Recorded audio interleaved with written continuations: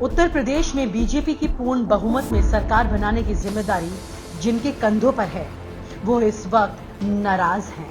यानी बीजेपी के विधायक खुद अपनी पार्टी और सरकार से नाराज हैं।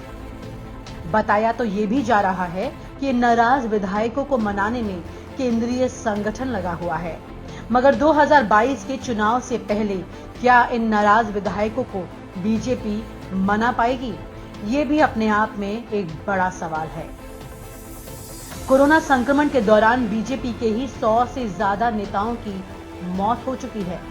इस सूची में कैबिनेट मंत्री, राज्य मंत्री, विधायक, पूर्व सांसद, पूर्व मंत्री, पूर्व संगठन के पदाधिकारी, वर्तमान पदाधिकारी सभी शामिल हैं। इन मौतों की सूची में तमाम वो लोग भी हैं जिन्होंने मुख्यमंत्री से लेकर स्वास्थ्य मंत्री और केंद्रीय मंत्री तक को पत्र लिखा था, मगर उनको इलाज नहीं मिल सका और इलाज के अभाव में उनकी मौत हो गई। कार्यकर्ता और अन्य छोटे पदाधिकारियों की कोई गिनती ही नहीं है, मगर हजारों से ज्यादा संख्या में वो कार्यकर्ता बीजेपी के हैं। इस वक्त बीजेपी में लगभग 70% वो विधायक हैं जो सीधे सीधे मुख्यमंत्री से नाराज हैं। लगभग यही आंकड़ा विधायकों का सरकार से नाराजगी का भी है। यूं ही नहीं मैं बन जाता हूं। रोज पहले किरण का छोर ढूंढने निकल जाता हूं। धूप छांव दिन रात की परवाह किए बिना पढ़ता जाता हूं। तब कहीं उस उम्दा अनुभव को दुनिया तक पहुंचा पाता हूं। यूं ही नहीं मैं रजनीगंधा बन जाता हूं। जब ये नाराजगी विधायकों की आरएसएस के माध्यम से बीजेपी के केंद्र नेतृत्व तक पहुंची तो दिल्ली में खलबली हो गई, जिसके बाद आनन फानन में दिल्ली से बीजेपी के बड़े नेताओं को उत्तर प्रदेश में लैंड कराया गया। ऐसी इमरजेंसी लैंडिंग तो उस वक्त भी नहीं हुई जब कोरोना से त्रस्त जनता को इनकी ज्यादा जरूरत थी, लेकिन अब एक के बाद एक लगातार केंद्र से नेता उत्तर प्रदेश में लैंडिंग कर रहे हैं।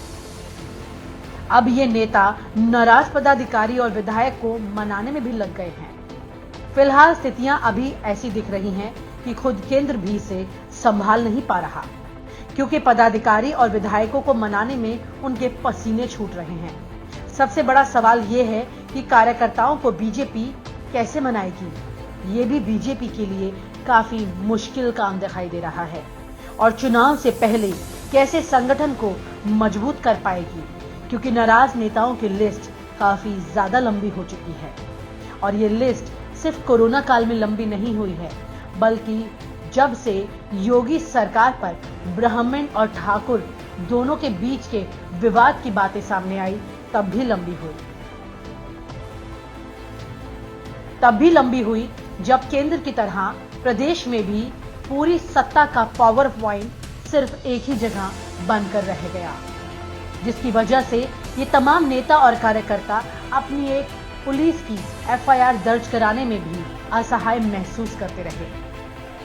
ये लंबी नाराजगी बीजेपी कुछ ही दिनों में कैसे निपटाएगी, ये अपने आप में एक सवाल है।